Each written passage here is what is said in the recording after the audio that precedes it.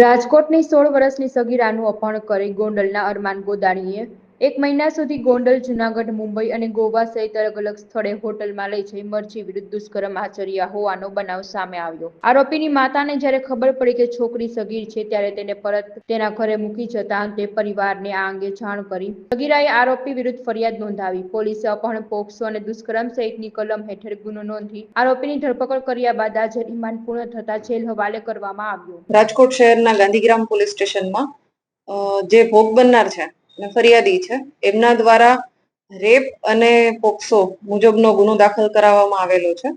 અને આ મુજબ જે આરોપી છે અરમાન સલીમભાઈ ગોદાણી, એમણે આ જે ભોગ બનનાર છે એને કોઈ પણ રીતે લલચાવી, ફોસલાવી અને એની સાથે ઇન્સ્ટાગ્રામ મારફતે કોન્ટેક્ટ કર્યો અને પરિચયમાં આવ્યા બાદ વારંવાર ભોગ બનનારની સાથે અલગ અલગ જગ્યાએ ફરવા જવાનું, ગોવા, મુંબઈ આવું અલગ અલગ જગ્યાએ ફરવા પણ ગયેલ છે અને ભોગ બનનાર સાથે દુષ્કર્મ કરેલ છે, જે બાબતની ગાંધીગ્રામ પોલીસ સ્ટેશનમાં ફરિયાદ નોંધવામાં આવેલી છે.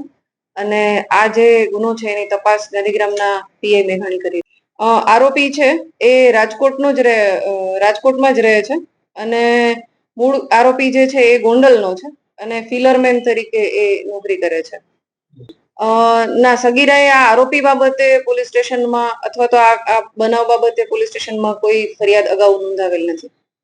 આ જે આરોપી છે એને ઇન્સ્ટાગ્રામ મારફતે આજથી 1.5 વર્ષ પહેલા આ સગીરા છે એનો સંપર્ક કર્યો હતો અને એની સાથે ધીમે ધીમે વાતચીત કરવાનું શરૂ કર્યું અને બાદ એની સાથે સંબંધ કેળવી અને રાજકોટમાં જ અલગ અલગ જગ્યાએ ફરવા જવાનું, રાજકોટની બહાર ફરવા જવાનું.